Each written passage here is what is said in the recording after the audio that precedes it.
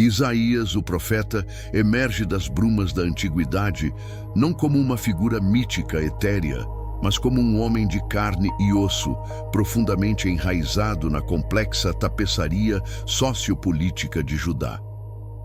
Longe de ser apenas uma voz divina, ele era um cidadão de Jerusalém, um conselheiro influente na corte real e possivelmente um membro da elite sacerdotal ou aristocrática de sua época.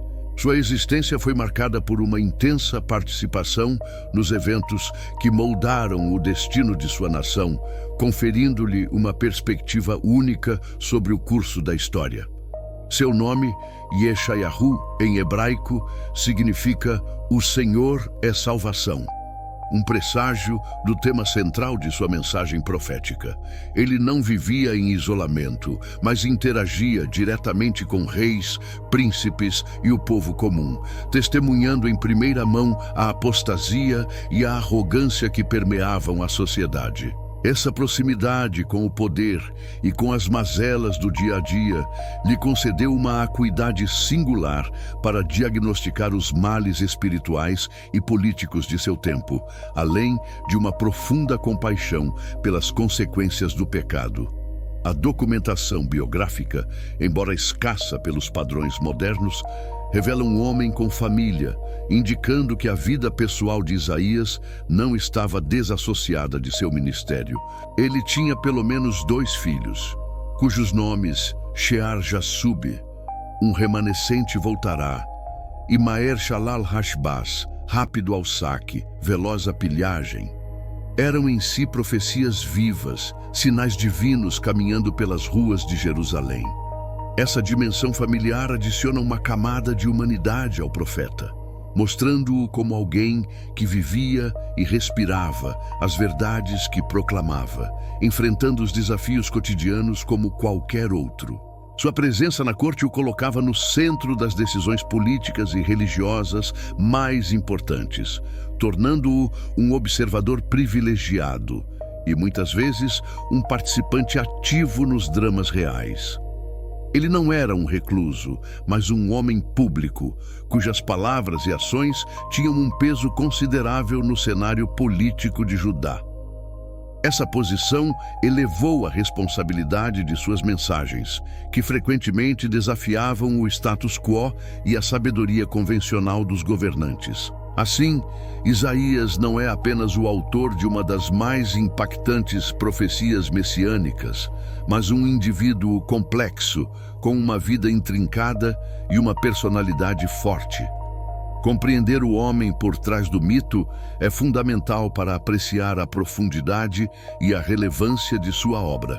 Seus dias foram preenchidos com a tensão entre a vontade divina e a teimosia humana, preparando-o para entregar a mensagem mais extraordinária de sua vida.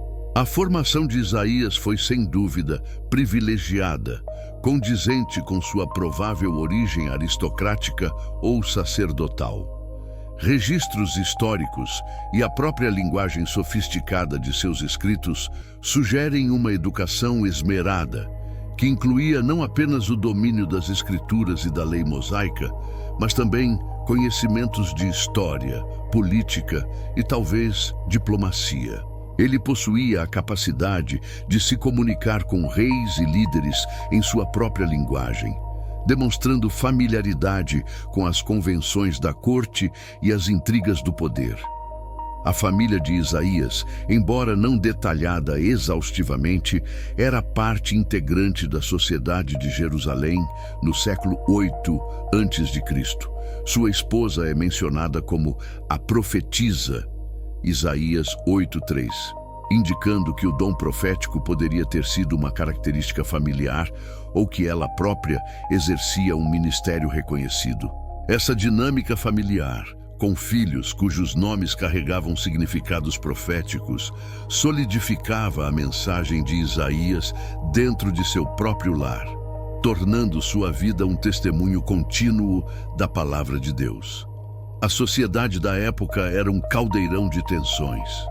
Judá estava geograficamente situada em uma encruzilhada estratégica entre as grandes potências da Mesopotâmia e do Egito, tornando-a um alvo constante de invasões e alianças políticas complexas. A ascensão do Império Assírio, com sua brutalidade e expansão implacável, pairavam como uma sombra ameaçadora sobre o pequeno reino. Essa pressão externa era exacerbada por uma profunda decadência moral e religiosa interna. Dentro de Judá, a idolatria se misturava com a adoração a Yahweh, e a justiça social era frequentemente negligenciada. Os ricos oprimiam os pobres, a corrupção graçava nas esferas de poder e a fé genuína era substituída por rituais vazios. Esse ambiente de hipocrisia e injustiça social, aliado à ameaça iminente de potências estrangeiras, formou o pano de fundo para a mensagem de Isaías, que clamava por arrependimento e um retorno à aliança com Deus. Nesse cenário de turbulência política e corrupção espiritual, Isaías foi chamado a ser a voz de Deus, um farol de verdade em meio à escuridão.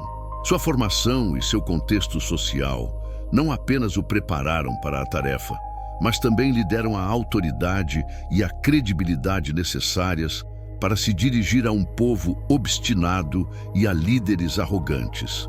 Era um tempo de grande desafio, exigindo uma profecia messiânica que ofereceria esperança além da imediata calamidade. Os desafios enfrentados por Isaías foram multifacetados, abrangendo crises políticas, sociais e espirituais que ameaçavam a própria existência de Judá. Ele testemunhou a ascensão e queda de 4 reis, Uzias, Jotão, Acás e Ezequias, cada um com suas próprias falhas e acertos, mas todos operando em um período de intensa instabilidade. A política externa era um campo minado, com Judá oscilando entre alianças com a Assíria, o Egito, ou tentando uma improvável independência, muitas vezes com consequências desastrosas. A ameaça assíria era uma constante, materializando-se em invasões devastadoras que dizimaram as cidades de Judá e deixaram Jerusalém como uma ilha sitiada. Isaías teve que aconselhar os reis em meio a estas crises, muitas vezes exortando-os a confiar em Deus em vez de buscar alianças humanas frágeis ou soluções militares desesperadas. Sua voz era frequentemente ignorada, resultando em sofrimento e humilhação para o seu povo, o que certamente pesava sobre sua alma. Internamente, a corrupção era endêmica. A idolatria havia se infiltrado profundamente na vida religiosa, com rituais pagãos sendo praticados até mesmo no templo. A justiça social era uma miragem para os mais vulneráveis, e os líderes religiosos e civis frequentemente exploravam o povo em vez de protegê-lo. Isaías não se calou diante dessas injustiças, denunciando veementemente a opressão e a hipocrisia, o que lhe granjeou a inimizade de muitos poderosos. Além dos desafios públicos, Isaías enfrentou a árdua tarefa de ser um profeta em um ambiente de ceticismo e resistência. Suas mensagens de juízo e de um futuro remanescente eram difíceis de aceitar para um povo que preferia ouvir palavras de paz e prosperidade ilusórias. Ele era, por vezes, uma figura solitária, carregando o fardo da verdade divina em um mundo que a rejeitava, o que exigia uma resiliência espiritual extraordinária. A tradição judaica, embora não bíblica, sugere que Isaías pode ter enfrentado o martírio, sendo cerrado ao meio por ordem do rei Manassés, filho de Ezequias, por causa de suas profecias impopulares. Embora não haja confirmação definitiva, essa tradição ilustra a intensidade da oposição que ele enfrentou e o risco inerente à sua vocação. Esses desafios reais moldaram o profeta e prepararam o terreno para a entrega da profecia messiânica. Um sinal de esperança em meio a um desespero crescente. A vida de Isaías foi pontuada por decisões cruciais, mas nenhuma tão impactante quanto o seu chamado profético, descrito vividamente no capítulo 6 do seu livro. Em um ano de grande luto nacional, a morte do rei Uzias, que havia governado Judá por 52 anos e trouxe relativa estabilidade, Isaías teve uma visão transformadora no templo. Ele viu o Senhor assentado em um trono alto e sublime, com a orla de suas vestes enchendo o santuário, e serafins voando ao redor, proclamando a santidade divina. Essa experiência teofânica, um encontro direto com a glória de Deus, foi avassaladora.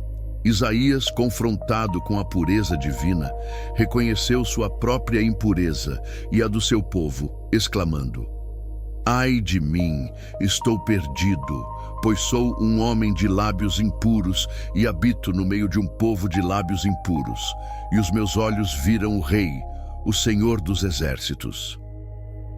Essa percepção de sua própria indignidade era uma resposta natural à magnitude da revelação, um momento de profunda humildade e terror reverente. No entanto, o chamado não era para desespero, mas para serviço. Um dos serafins voou até ele com uma brasa viva tirada do altar, tocou seus lábios e declarou: "Eis que isto tocou os teus lábios, a tua iniquidade foi tirada e perdoado o teu pecado." Este ato simbólico de purificação foi a preparação essencial para sua missão. Isaías foi santificado para ser o mensageiro de Deus, com sua fala purificada para proferir as palavras divinas sem contaminação humana. O momento decisivo veio com a pergunta divina: "A quem enviarei e quem há de ir por nós?" Sem hesitação, Isaías respondeu: "Eis-me aqui, envia-me a mim." Essa resposta, pronta e voluntária, demonstra sua completa submissão à vontade de Deus. Apesar da dificuldade da tarefa que se apresentava, ele aceitou o fardo de comunicar uma mensagem de juízo e redenção a um povo que Deus já havia revelado seria teimoso e resistente à verdade. Essa decisão de aceitar o chamado marcou o início de uma vida dedicada à proclamação da palavra de Deus. Uma jornada que o levaria a confrontar reis, denunciar injustiças e, finalmente, entregar a mais extraordinária das revelações, a profecia messiânica do nascimento virginal. A visão no templo não foi apenas um evento, mas um ponto de virada que selou seu destino como um dos maiores profetas da história de Israel.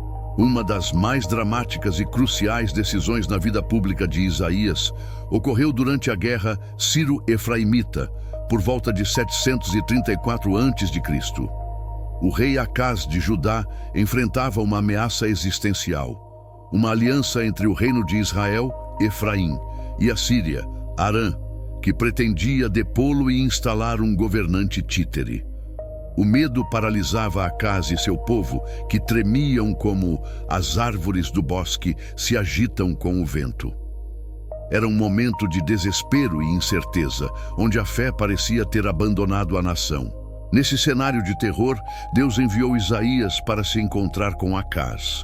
A mensagem divina era clara: "Não temas, pois os planos dos inimigos não prevaleceriam."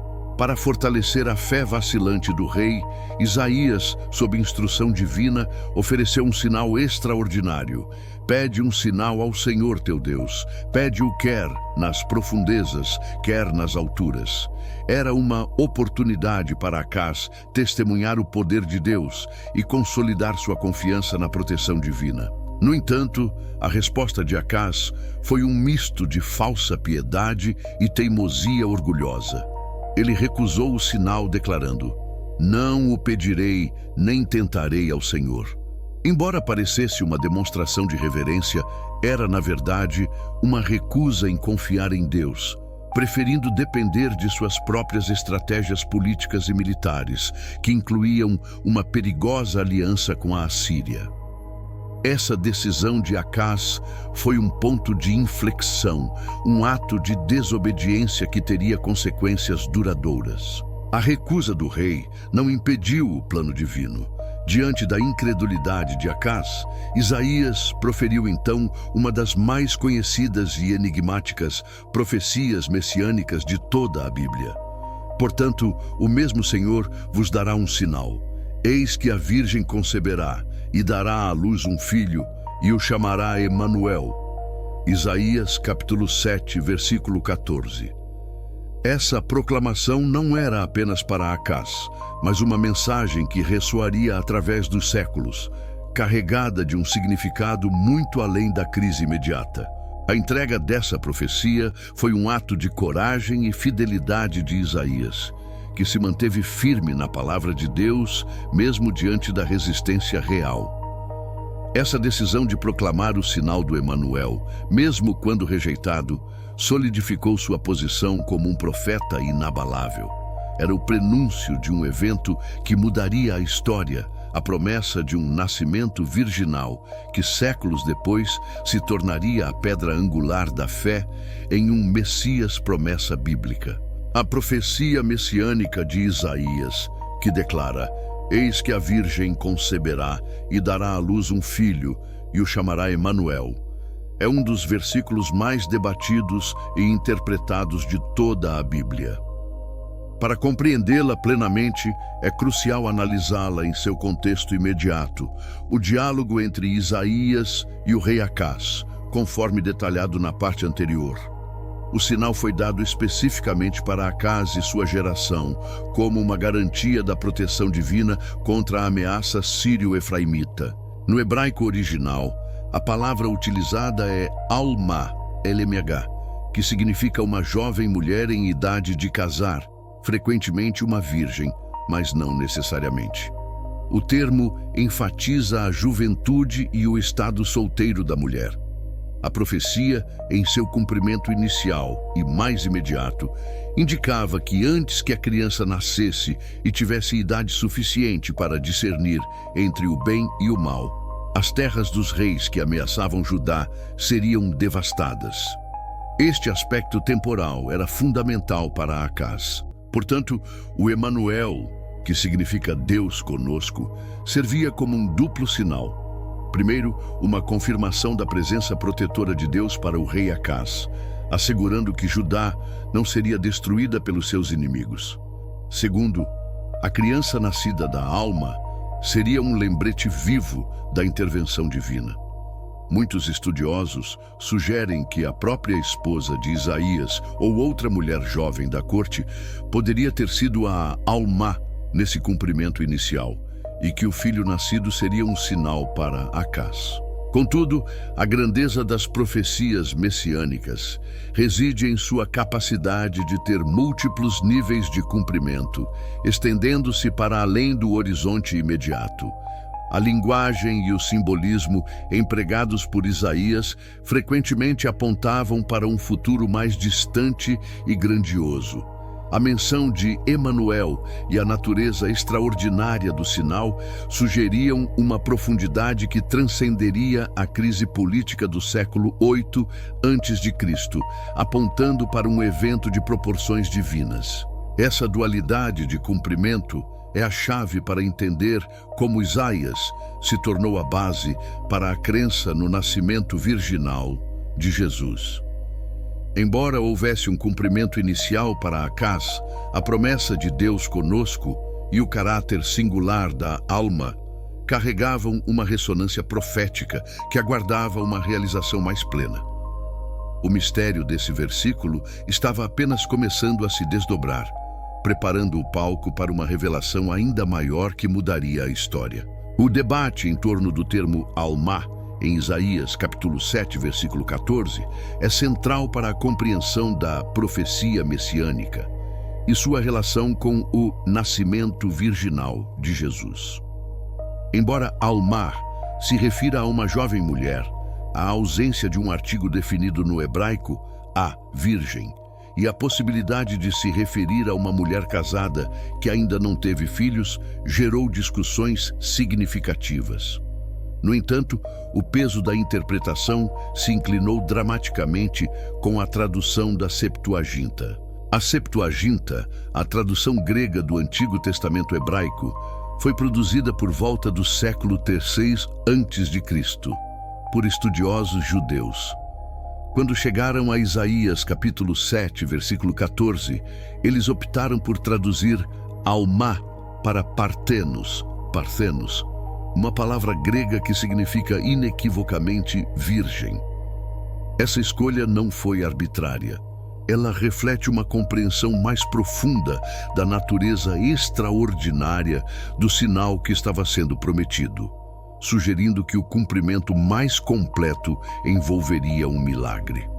Essa tradução teve implicações teológicas profundas, pois solidificou a ideia de que o sinal do Emanuel não seria apenas o nascimento de uma criança em circunstâncias normais, mas algo sem precedentes. A Parthenos da Septuaginta elevou o significado da profecia, transformando-a de um mero evento contemporâneo para Acás em um prenúncio de um milagre divino. Essa interpretação foi crucial para a posterior compreensão cristã da identidade do Messias. As interpretações judaicas e cristãs, a partir desse ponto, começaram a divergir. Enquanto a tradição rabínica tendia a focar no cumprimento imediato para Acás e via Alma como uma jovem mulher em idade fértil, o cristianismo primitivo abraçou a tradução da Septuaginta como uma evidência profética do nascimento virginal de Jesus.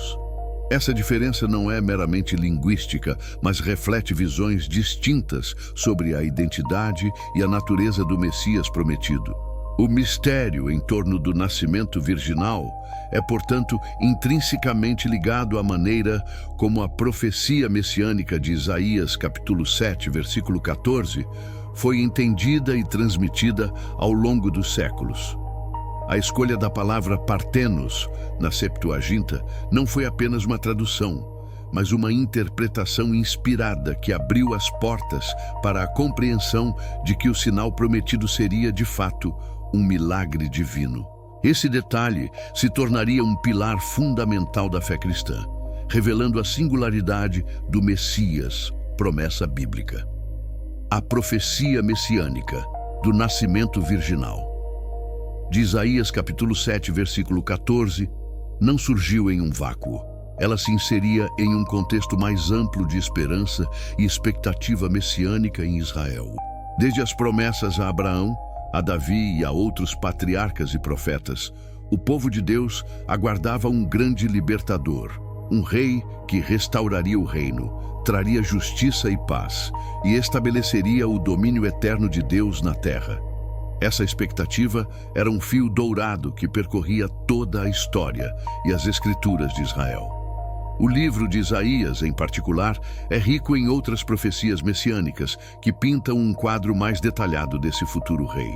Versículos como Isaías, capítulo 9, versículos 6 e 7, que descrevem o nascimento de um filho cujo nome seria Maravilhoso Conselheiro, Deus Forte, Pai Eterno, Príncipe da Paz, e Isaías, capítulo 11, versículos 1 a 5, que fala de um renovo do tronco de Jessé, pai de Davi, revelam a expectativa de um líder divino que governaria com sabedoria, justiça e poder inigualáveis. Essa esperança não era apenas política, mas profundamente espiritual. O Messias seria aquele que traria redenção, perdoaria pecados e restauraria o relacionamento rompido entre Deus e a humanidade. Ele seria o cumprimento da promessa bíblica de um novo pacto, uma nova era de retidão e comunhão. A profecia messiânica de Isaías, capítulo 7, versículo 14, com seu sinal extraordinário, adicionava uma camada de mistério e singularidade à figura desse esperado libertador, indicando que sua vinda seria de natureza divina. A expectativa de um rei da linhagem de Davi era particularmente forte, pois a aliança davídica prometia que seu trono seria estabelecido para sempre. O Messias, promessa bíblica, seria o herdeiro legítimo desse trono, mas sua chegada, conforme indicado em Isaías, capítulo 7, versículo 14, seria marcada por um evento sem precedentes, um sinal que transcenderia as leis naturais. Era a garantia de que Deus não abandonaria seu povo, mas interviria de forma gloriosa para cumprir suas promessas. Se você está imerso nesta jornada conosco, não esqueça de deixar seu like. Escreve aqui nos comentários de qual cidade ou país você está nos assistindo. É sempre importante saber até onde essa mensagem está chegando e compartilhar este vídeo para que mais pessoas possam desvendar os mistérios das Escrituras. Seu apoio é vital para continuarmos a explorar essas verdades profundas. A profecia de Isaías, portanto, não era uma mensagem isolada, mas uma peça crucial no grande mosaico da esperança messiânica de Israel, preparando os corações para a chegada de um Salvador que seria verdadeiramente Deus conosco, o Emanuel prometido. A profecia messiânica de Isaías, capítulo 7, versículo 14, juntamente com outras promessas do Antigo Testamento, não foi esquecida após sua proclamação. Ela foi diligentemente preservada e transmitida através das gerações, tornando-se uma parte intrínseca da fé e da esperança judaica. Os textos proféticos eram copiados, estudados e debatidos em sinagogas e escolas rabínicas, mantendo viva a chama da expectativa de um Messias, promessa bíblica. Essa transmissão cuidadosa garantiu que o sinal do Emanuel permanecesse relevante. Os séculos que se seguiram à era de Isaías, Maria, uma jovem de Nazaré, vivia uma vida simples e esperava o casamento com José, um carpinteiro. Sua existência, aparentemente comum, estava prestes a ser entrelaçada com o cumprimento de uma antiga profecia messiânica. Ela era uma mulher como qualquer outra, com sonhos, medos e uma fé que seria testada de formas inimagináveis, transcendendo o mito de uma figura inatingível para nos revelar sua humanidade plena. Ninguém poderia prever o que o destino divino reservava para ela, transformando uma aldeã em figura central da história da salvação. Sua história começa a desvelar-se com a visita do anjo Gabriel, um momento que rompeu a banalidade do cotidiano. Ele anunciou que ela conceberia um filho pelo Espírito Santo e que esse filho seria o Salvador, o Messias, promessa bíblica. A ideia do nascimento virginal era, de fato, um conceito revolucionário, desafiando a lógica humana e as expectativas sociais da época. Maria, uma virgem prometida em casamento, confrontou-se com o incompreensível, um sinal divino que ecoava séculos de esperança. A revelação do anjo não foi apenas uma notícia, mas a ativação de uma profecia milenar. O nascimento virginal não era uma ideia nova para os estudiosos das Escrituras, mas uma promessa velada em textos antigos, especialmente em Isaías, capítulo 7, versículo 14. A jovem Maria, ao receber a notícia, tornou-se o epicentro de um plano divino que se desdobraria diante dos olhos do mundo. Um enigma que começava a ser decifrado em sua própria carne e espírito. A princípio, a perplexidade tomou conta de Maria. Como poderia ser isso se ela não conhecia homem algum? Essa pergunta sincera revela sua humanidade, a dúvida natural diante do sobrenatural. Não era uma recusa, mas uma busca por compreensão, uma tentativa de conciliar o que lhe era dito com a realidade que conhecia. Sua resposta: "Eu sou a serva do Senhor. Que aconteça comigo conforme a tua palavra", demonstra uma fé e uma coragem extraordinárias diante do mistério. Essa aceitação não apenas selou seu destino pessoal, mas também garantiu a concretização da profecia messiânica, o nascimento virginal que seria o sinal inconfundível do Messias. A vida de Maria, a partir daquele instante, deixou de ser apenas sua, para se tornar parte intrínseca da narrativa divina. As implicações dessa escolha reverberariam por toda a história, colocando-a no centro de um contexto que exigiria dela uma força e uma fé inabaláveis, elementos que logo seriam postos à prova. Maria, como qualquer jovem judia de sua época, cresceu imersa na cultura e nas tradições de Nazaré, uma pequena e modesta vila na Galileia. Sua formação certamente incluiu o aprendizado das escrituras sagradas, as orações diárias e os rituais judaicos, transmitidos de geração em geração. Ela compreendia a esperança do povo de Israel por um Messias, um libertador, e as promessas divinas que permeavam cada aspecto de sua vida. Essa base espiritual seria crucial para entender a profundidade da profecia messiânica que a envolveria. A sociedade judaica do primeiro século era patriarcal, com papéis bem definidos para homens e mulheres. As jovens eram preparadas para o casamento e para o papel de mães e donas de casa. O noivado, ou betrotal, era um compromisso legalmente vinculativo, quase tão sério quanto o casamento em si, com implicações sociais e religiosas profundas.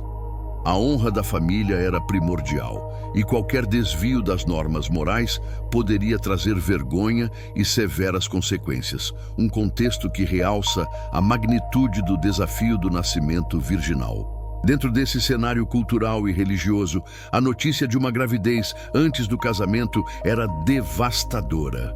Para Maria, isso significava não apenas a potencial desonra para si e sua família, mas também o risco de ser repudiada por José, seu prometido. Ela sabia que a sociedade não compreenderia a natureza divina do nascimento virginal. A explicação de um anjo seria vista com desdém e ceticismo. A fé de Maria, no entanto, a impulsionou a aceitar o plano de Deus, mesmo diante de um futuro incerto e repleto de julgamentos humanos. A promessa do Messias, promessa bíblica, era um farol de esperança para Israel, mas a forma como essa promessa se cumpriria através de Maria era totalmente inesperada. Ela, uma jovem comum, seria o canal para o extraordinário, para o cumprimento de Isaías, capítulo 7, versículo 14, explicado de uma maneira que ninguém poderia ter previsto. Sua vida estava intrinsecamente ligada à história da salvação, e sua formação cultural e religiosa a preparou, de certa forma, para a grandiosidade da missão que lhe seria confiada, ainda que os detalhes fossem incompreensíveis. Assim, Maria não era apenas uma figura passiva, mas uma mulher de fé que, através de sua educação e contexto, pôde discernir a voz de Deus em meio ao espanto. Sua compreensão das Escrituras e da esperança messiânica a ajudou a internalizar a magnitude do que estava acontecendo. Ela estava prestes a enfrentar desafios que testariam sua crença e sua coragem até os limites, mas sua base espiritual serviria como âncora em meio à tempestade de eventos que se aproximavam rapidamente.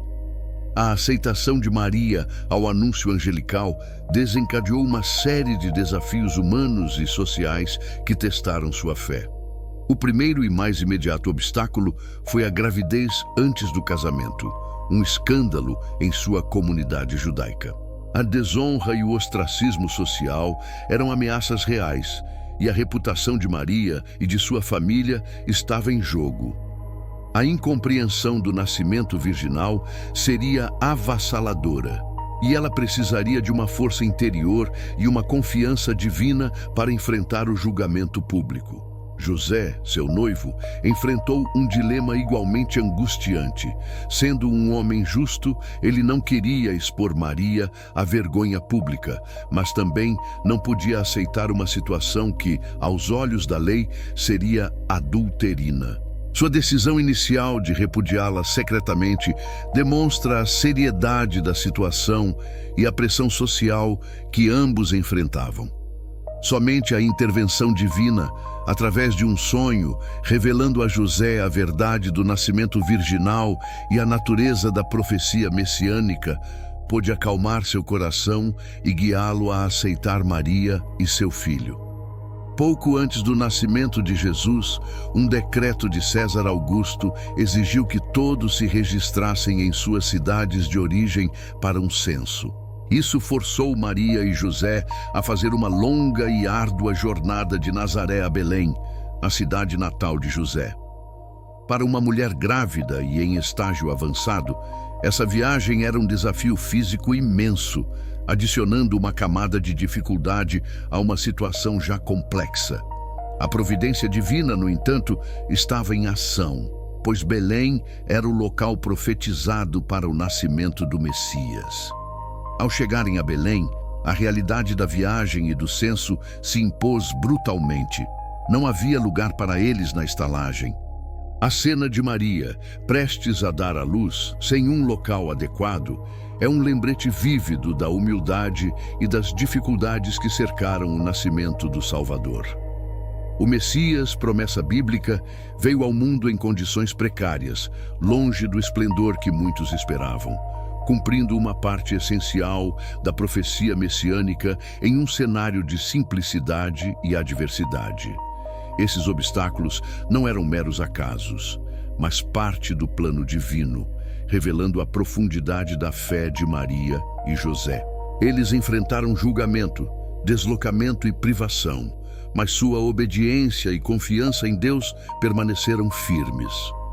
A cada desafio, a profecia do nascimento virginal se tornava mais real e a chegada do Messias mais iminente. A próxima etapa seria o próprio nascimento, um evento que mudaria a história e confirmaria as palavras de Isaías capítulo 7, versículo 14, explicado de forma inquestionável. A decisão mais crucial de Maria foi seu sim ao anjo Gabriel. Ao invés de questionar ou duvidar da profecia messiânica, ela se entregou à vontade divina, mesmo sem compreender plenamente todas as implicações. Essa aceitação incondicional de se tornar a mãe do Messias, através de um nascimento virginal, demonstra uma fé e uma humildade admiráveis. Ela escolheu confiar em Deus acima de sua própria reputação, segurança e expectativas sociais. Um ato de coragem que ressoa através dos séculos. Essa fé não foi um evento isolado, mas uma série contínua de escolhas. Depois de dar à luz em Belém e receber os pastores e os magos, Maria e José enfrentaram outro desafio: a perseguição de Herodes. A decisão de fugir para o Egito, abandonando sua terra natal e seus laços familiares, foi um ato de obediência e proteção. Eles confiaram na orientação divina para proteger o Messias, promessa bíblica, demonstrando uma resiliência notável diante da adversidade e do desconhecido. A vida de Maria foi marcada por momentos decisivos, onde sua fé foi o alicerce. Cada passo, desde a concepção milagrosa até a criação de Jesus, exigiu dela uma entrega total. Ela escolheu guardar todas essas coisas em seu coração, meditando sobre o mistério que a envolvia. Essa atitude de contemplação e aceitação profunda a capacitou a suportar as dificuldades e a manter-se firme no propósito divino, sendo um exemplo de como a fé pode guiar as decisões mais complexas. As fontes primárias, como os evangelhos de Lucas e Mateus, retratam Maria não como uma figura passiva, mas como uma mulher ativa em sua fé. Seu Magnificat, Lucas capítulo 1, versículos 46 a 55, é um testemunho de sua profunda espiritualidade e sua compreensão das promessas divinas. Ela reconheceu a grandeza da obra de Deus em sua vida e na história de Israel, celebrando a misericórdia de Deus e a realização da profecia messiânica que estava se cumprindo através dela e de seu filho. A força interior de Maria e sua fortitude espiritual foram forjadas em meio a essas decisões cruciais. Ela não apenas aceitou o nascimento virginal, mas viveu as consequências dessa escolha com dignidade e perseverança. Sua vida se tornou um testemunho vivo da fidelidade de Deus e da possibilidade de se render a um propósito maior. O impacto dessas escolhas ecoaria, moldando não apenas sua própria vida, mas também o legado que deixaria para toda a humanidade. Um legado que ainda hoje nos interpela, O legado de Maria é vasto e complexo, transcendendo sua humilde origem em Nazaré para se tornar uma figura de impacto histórico sem precedentes. De uma jovem judia que disse sim ao plano divino, ela ascendeu ao status de mãe do Messias, tornando-se um símbolo universal de maternidade, pureza e obediência. Sua vida, entrelaçada com a profecia messiânica do nascimento virginal, continua a inspirar milhões, demonstrando que a fé simples pode mover montanhas e cumprir os desígnios mais grandiosos de Deus. Ao longo dos séculos, Maria tem sido venerada de diversas formas nas tradições cristãs. Para muitos, ela é a Theotokos, a Mãe de Deus, um título que sublinha a divindade de seu filho. Para outros, ela é um exemplo de fé e submissão, um modelo de santidade e virtude. Essa reverência, embora por vezes controversa em suas manifestações, atesta o poder duradouro de sua história e a profundidade de sua influência na espiritualidade e na cultura global. Sua figura é um ponto de união e, por vezes, de divergência teológica. Aspectos controversos de seu legado incluem as doutrinas marianas que se desenvolveram ao longo do tempo, como a Imaculada Conceição e a Assunção, que não são universalmente aceitas por todas as denominações cristãs. No entanto, mesmo em meio a essas discussões, a essência de sua contribuição permanece inquestionável. Ela foi o instrumento humano para a encarnação do Messias.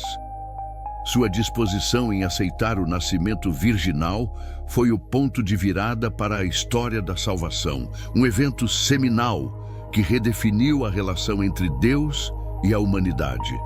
Maria não é apenas uma figura religiosa, mas também cultural. Sua imagem aparece em inúmeras obras de arte, músicas, literaturas e rituais ao redor do mundo, refletindo a universalidade de sua história e o apelo de sua figura. Ela representa a força da mulher, a resiliência da fé e a beleza da entrega a um propósito maior do que a própria vida.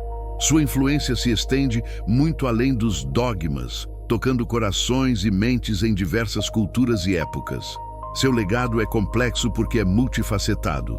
É teológico, histórico, cultural e profundamente pessoal para cada crente. Ela nos lembra que a grandeza pode surgir da simplicidade e que a obediência a Deus, mesmo diante do inexplicável, pode ter consequências eternas. A história de Maria, ligada intrinsecamente à profecia messiânica do nascimento virginal, continua a ser um farol de esperança e um convite à reflexão sobre a natureza da fé e do sacrifício, preparando-nos para as lições humanas que sua vida nos oferece. A vida de Maria é um testamento vivo de humildade, coragem e rendição incondicional à vontade divina. Sua disposição em aceitar a profecia messiânica e o nascimento virginal, mesmo diante do escândalo e da incompreensão, oferece lições profundas sobre liderança baseada na fé e na servidão. Ela nos ensina que a verdadeira grandeza não reside no poder ou no status, mas na capacidade de se entregar a um propósito maior, confiando plenamente em Deus, mesmo quando o caminho é incerto e desafiador para a compreensão humana. Sua história ressalta a importância da fé como alicerce da existência humana. Maria não compreendeu todos os detalhes do plano divino, mas escolheu crer. Essa fé inabalável permitiu que ela suportasse as dificuldades, desde a jornada a Belém até a fuga para o Egito e as dores de ver seu filho crucificado. É uma lição poderosa sobre a condição humana em face do divino. A fé não elimina a dúvida ou a dor, mas oferece a força para perseverar através delas, mantendo-se firme na promessa. A figura de Maria também nos convida a meditar sobre a coragem de ser diferente, de acolher o que é extraordinário e fugaz aos olhos do mundo. Ela foi a mulher que carregou em seu ventre o Messias, promessa bíblica, o sinal do nascimento virginal que Isaías, capítulo 7, versículo 14, explicado há séculos. Sua vida demonstra que a obediência a Deus pode nos levar a caminhos inesperados, mas sempre significativos, moldando não apenas nossa própria jornada, mas o curso da história humana e da espiritualidade mundial. Em sua humanidade, Maria nos mostra que a intervenção divina muitas vezes ocorre através de pessoas comuns, dispostas a serem instrumentos nas mãos de Deus. Ela é um exemplo de como a fé pode transformar o ordinário em extraordinário e como a aceitação de um chamado divino pode ter um impacto eterno. Sua vida nos lembra que o verdadeiro poder reside na entrega e na confiança, e que a humildade é a porta para a grandeza espiritual, revelando o poder da graça em uma vida simples. O sinal do nascimento virginal, cumprido em Maria, é a pedra angular da profecia messiânica, um evento que continua a ecoar com poder e mistério. Sua história nos desafia a refletir sobre nossa própria fé e nossa capacidade de confiar no inexplicável. Se você se sentiu tocado por esta análise profunda da vida de Maria e a importância do Messias, promessa bíblica, deixe seu like e inscreva-se em nosso canal para mais estudos. Compartilhe suas reflexões nos comentários, pois sua perspectiva enriquece nossa comunidade.